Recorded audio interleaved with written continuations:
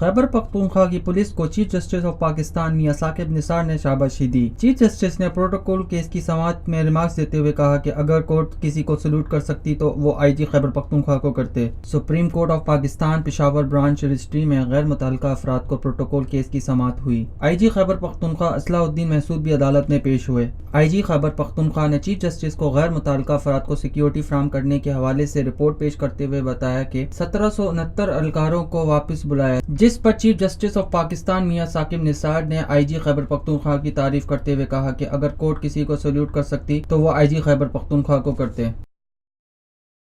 पाकिस्तान में पहली मर्तबा हालात हाजरा के मुख्तसर मगर जामे प्रोग्राम्स, खबरों, तबसरों के अलावा दीगर समाजी, तिजारती, सकाफती, तफरीही, मालूमाती, मजहबी, तालीमी, सेहत और बच्चों के प्रोग्राम्स सिर्फ TNN TV पर।